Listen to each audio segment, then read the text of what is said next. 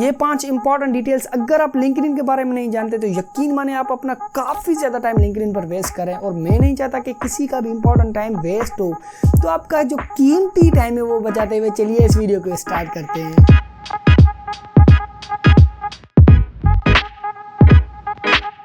Welcome back दोस्तों। तो सबसे पहले मैं आपको ये समझा दूं कि ये जो 5 इंपॉर्टेंट डिटेल्स हैं, सिर्फ यही इंपॉर्टेंट डिटेल्स नहीं है, और भी काफ़ी सारी इंपॉर्टेंट डिटेल्स हैं जो मैंने लिंक्डइन प्रोफेशनल सीरीज़ में कवर करके रखी हुई हैं, जिसकी लिंक आपको ऊपर आई बटन में या नीचे डिस्क्रिप्शन में मिल जाएगी, आप जाकर चेक कर सकते हैं। वैसे तो कमेंट राइटिंग पर मैं पहले ही 2 वीडियोस बना चुका हूँ। एक वीडियो जिसमें मैंने बताया कि मैन्युअली अपने कमेंट राइट कैसे करनी है, और दूसरी वीडियो जिसमें मैंने एआई के थ्रू कमेंट राइट करना सिखाया और उसके आउटपुट को आप कैसे अपने हिसाब से मॉडिफाई कर सकते हैं। लेकिन उनमें जो एक मेन इंपॉर्टेंट डिटेल मिसिंग थी वो थी फॉर्मेटिंग। आपने कमेंट राइट तो कर ली, लेकिन उसको आपने फॉर्मेट कैसे करना है। तो मैंने थोड़ा ओवरव्यू अपनी लास्ट वीडियो में दिया था, इस वीडियो में मैं आपको थोड़ी और डिटेल्स दूंगा। बाकी इसके बारे में जो कंप्लीटली डिटेल में बात करेंगे, हम लिंक्डइन क्रिएटर्स में बात करेंगे कि आपने एग्जैक्टली अपने कंटेंट को या अपनी जो कमेंट है उसको फॉर्मेटिंग कैसे देनी है, कैसे आपने उसको स्टाइल देना है। तो अगर आप मोटे मोटे लेवल पर या बेसिक लेवल पर समझे तो आपने सिंपली ये करना है कि बड़े बड़े पैराग्राफ्स आपने कभी भी नहीं लिखने हैं। 8 या 10 लाइन का आप एक पैराग्राफ लिखते हैं तो वो एक बोरिंग पैराग्राफ हो जाता है, और वहीं पर अगर आप उसको 2 या 3 लाइन का पैराग्राफ करते हैं और पैराग्राफ्स के बीच में आप 1 लाइन की कम से कम 1 लाइन की स्पेस देते हैं, तो वो जो होता है कंटेंट आपका या कमेंट आपकी, वो देखने में भी अच्छी लगती है और उसी के साथ पढ़ने में भी वो इजीली हो जाती है। और अगर आप पैराग्राफ में जो 2 या 3 लाइन्स हैं उन लाइन्स को भी आप छोटा कर देते हैं, यानी कि लंबी लंबी लाइन्स लिखने के बजाय आप उनको छोटा करके 8 या 10 वर्ड की लाइन करते हैं। 2 या 3 लाइन जो पैराग्राफ में वो 8 या 10 वर्ड की, मतलब एक लाइन हो, तो वो जो होता है वो रिस्पॉन्सिव, यानी कि हर एक डिवाइस पर इजीली रीडेबल होता है, चाहे वो मोबाइल पर हो, चाहे वो डेस्कटॉप पर हो या किसी भी और डिवाइस पर हो। उसकी जो रीडेबिलिटी का स्कोर है वो ज़्यादा हो जाता है, और हाईली चांसेस हो जाते हैं कि जो भी रीडर है वो आपकी कमेंट हो या कंटेंट हो या पोस्ट हो उसको कंप्लीट पड़ेगा। और इसमें आप एक चीज़ ये भी दिया करें कि आप नंबर्स या जो बुलेट पॉइंट्स होती हैं वो आप दिया करें। अगर बुलेट पॉइंट नहीं तो आप खाली डैश ही दे दिया करें, तो उससे आपका कंटेंट की और भी रीडेबिलिटी ज़्यादा हो जाती है। तो सबसे पहले आपने छोटे पैराग्राफ्स लिखने हैं, दूसरा आपने पैराग्राफ्स के बीच में स्पेसिंग देनी है, कम से कम 1 लाइन की स्पेस देनी है, तीसरा आपने ये करना है कि उन पैराग्राफ्स की जो लाइन्स हैं उनको भी आपने छोटा करना है, और चौथा आपने उसमें नंबर्स और बुलेट पॉइंट्स देनी है।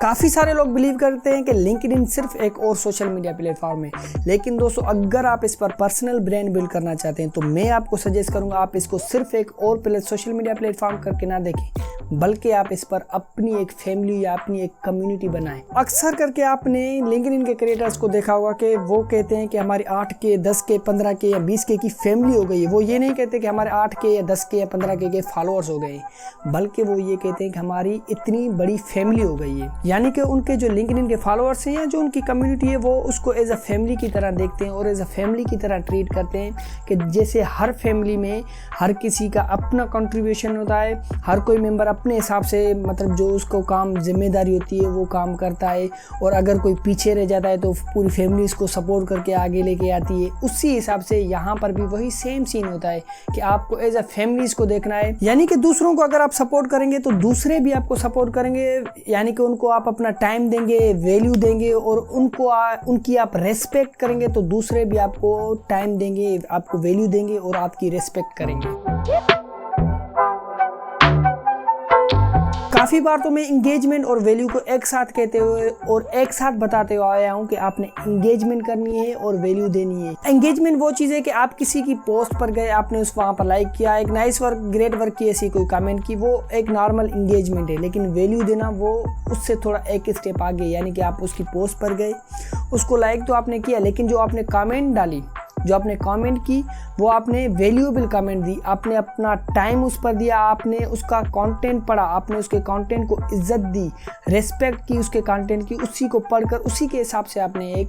जो कमेंट है वो राइट की, तो वो एक वैल्यूएबल कमेंट है। यानी आपने उसकी रिस्पेक्ट की, उसके कंटेंट की रिस्पेक्ट की और उसको आपने वैल्यू दी। और इसके बाद ये होगा कि वो भी आपके कंटेंट को रिस्पेक्ट देगा, टाइम देगा और आपके कंटेंट को आपको वैल्यू देगा। तो इसके लिए आप एग्जांपल लें कि अगर आप कहीं पर खड़े हैं, आपके पास एक बंदा आता है, आपको हाथ देकर और चला जाता है, वहीं पर दूसरा बंदा आता है जो आपको हाथ देता है, आपसे हालचाल पूछता है और उसी के साथ आपको 2-3 मिनट देता है, जिसके बाद वो आगे चला जाता है। तो अगर आप कहीं पर जाएंगे, वो दोनों आपको नजर आ जाए, तो जिसने आपको सिर्फ हाथ दिया था, जो पहला बंदा था, आप भी उसको हाथ देकर आगे चले जाएंगे। लेकिन जो दूसरा बंदा होगा जिसने आपके साथ 2-3 मिनट स्पेंड किए, आपको 2-3 मिनट दिए,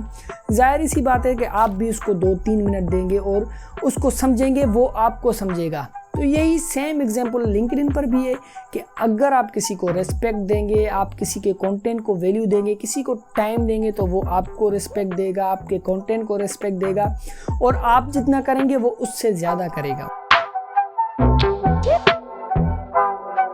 कभी भी डायरेक्टली आप सेलिंग स्टार्ट ना किया करें, क्योंकि हो सकता है आप उससे वो आपका जो प्रोडक्ट है या सर्विस है वो आप सेल तो कर जाएं, लेकिन वो आप सिर्फ एक सेल बनाएंगे। लेकिन अगर आप एक स्ट्रेटजी फॉलो करेंगे, आप डायरेक्टली सेलिंग नहीं करेंगे, बल्कि वो आपसे आकर कोई चीज़ खरीदेगा, तो वो आपका एक कस्टमर बन जाएगा। तो हो सकता है वो आपको और भी कस्टमर दे, या हो सकता है वो आपसे बार बार आकर वो चीज़ खरीदे, चाहे आपकी सर्विस है या प्रोडक्ट है। तो इस सीन में एक एग्जाम्पल लेते हैं कि एक पर्सन है जिसको अपनी लिंक्डइन प्रोफाइल के लिए बैनर बनवाना है, लेकिन वो कहीं पर भी ये पोस्ट नहीं कर रहा है या कहीं पर भी ये जता नहीं रहा कि इसको बैनर बनवाना है, लेकिन उसके दिमाग में ये चीज़ है कि मुझे लिंक्डइन प्रोफाइल को अपडेट करना है, बैनर बनवाना है। तो उसके सामने 2 ग्राफिक डिज़ाइनर्स आते हैं। एक जो पहला ग्राफिक डिज़ाइनर है वो उससे कनेक्ट होता है और कनेक्ट होने के साथ ही उसको कहता है कि मुझे आपका जो लिंक्डइन का बैनर है वो पसंद नहीं आ रहा, या आपका बैनर में ये जो खामियाँ हैं, ये मुझे एज अ डिज़ाइनर सही नहीं लग रही, मैं आपका बैनर इतने में डिज़ाइन करूँगा, मैंने इन क्लाइंट्स के लिए ये बैनर्स डिज़ाइन किए हुए हैं, अब मुझे जो है हायर करें, मैं आपको अच्छा बैनर बना के दूंगा। तो हो सकता है वो पर्सन इस पहले वाले डिज़ाइनर को हायर कर ले, लेकिन वो एक शक में रहेगा, क्योंकि वो खरीद कुछ भी नहीं रहा, बल्कि ये पहला वाला जो डिज़ाइनर है उसको कुछ बेच रहा है। तो पहले एक मर्तबा तो वो उससे काम करवा लेगा, बाद में अगर कोई हो सकता है काम हो तो वो इसको वो काम नहीं देगा, क्योंकि इसने उसको बेचा है, उसने वो चीज़ खरीदी नहीं है। और वहीं पर दूसरा डिज़ाइनर है जो इस पर्सन के साथ, यानी कि ये जो मान लें कि क्लाइंट है, इसके साथ कनेक्टेड भी है पिछले 3-4 हफ्ते से, और रेगुलरली दोनों कंटेंट भी शेयर करें और एक दूसरे के कंटेंट पर वैल्यू भी डाल रहे हैं, और इनकी मैसेजिंग में भी आपस में थोड़ी बहुत बात हो रही है। और जो दूसरा डिज़ाइनर है वो एक स्ट्रेटजी के हिसाब से डिज़ाइन की टिप्स शेयर करता है। और फ़र्ज़ करें उसने रिसेंटली अपनी जो 1-2 पोस्ट हैं उसमें उसने बैनर डिज़ाइनिंग की कुछ टिप्स शेयर की हूँ, जिसमें उसने बताया हो कलर स्कीम कैसे चूज़ करनी है, सिंपल कोई ट्रिक्स ऐसी जो उसकी एक्सपर्टीज़ के हिसाब से उसने चूज़ की बताई हूँ कि आपने साइजिंग ये रखनी है बैनर की, और भी ऐसी डिटेल्स उसने अगर बताई हूँ, और ये जो क्लाइंट है वो डिटेल्स पढ़े, तो हाईली पॉसिबल चांसेस हैं वो उस दूसरे डिज़ाइनर को रीच आउट करेगा और अपने बैनर डिज़ाइन की प्रॉब्लम्स बताएगा और उनका सॉल्यूशन लेगा, या हो सकता है उस दूसरे डिज़ाइनर को वो हायर कर ले। तो इसका मतलब ये है कि ये जो पर्सन है या ये जो क्लाइंट है, सेकंड वाला जो डिज़ाइनर है जिसके कंटेंट के साथ वो इंगेज हो रहा है, उसको ये as a professional, as expert देख रहा है, और हाईली चांसेस हैं कि ये अपनी प्रॉब्लम जो इसकी बैनर डिज़ाइनिंग की प्रॉब्लम है वो उस सेकंड वाले डिज़ाइनर से जाकर शेयर करेगा। तो अगर आप एक चीज़ यहाँ पर नोट करेंगे कि उस सेकंड वाले डिज़ाइनर ने ना इसको रीच आउट किया कि मैं आपके लिए बैनर बनाऊंगा, ना ही उसने ऐसा कुछ कहा कि मैं आपको मतलब ये चीज़ सर्विसेज देना चाहता हूँ, मतलब उसने कोई सेलिंग नहीं की। लेकिन ये जो क्लाइंट है इसको नीड हुई कि मुझे ये चीज़ अपडेट करवानी है, मैं इससे, ये वाला पर्सन है ये एक्सपर्ट है, मैं इससे ये चीज़ करवा दूँ। तो इसका मतलब ये है कि ये जो क्लाइंट है, ये जो पर्सन है, इसको कुछ भी डायरेक्टली बेचा नहीं जा रहा, बल्कि ये खुद जाकर कुछ चीज़, कोई भी सर्विस है वो खरीद कर रहा है। तो जब कोई क्लाइंट किसी फ्रीलांसर की एक्सपर्टीज से या वर्क से मुतासर होकर, इंस्पायर होकर उसको रीच आउट करता है, अपनी प्रॉब्लम बताता है, अपना कोई प्रोजेक्ट देता है, तो वो फ्रीलांसर उसको प्रीमियम सर्विसेज चार्ज कर सकता है, यानी कि प्रीमियम प्राइसिंग पर अपनी जो है वो सर्विसेज दे सकता है। तो ये चीज़ मैंने काफ़ी मर्तबा कही हुई है, लेकिन आज मैं फिर से ये चीज़ आपको कहूँगा कि टाइम टू टाइम आपकी जो भी स्ट्रेटजी है, प्रोफाइल है, या कुछ भी कोई कंटेंट प्लानिंग है, जो कुछ भी आप उनको लाजमी अपडेट किया करें।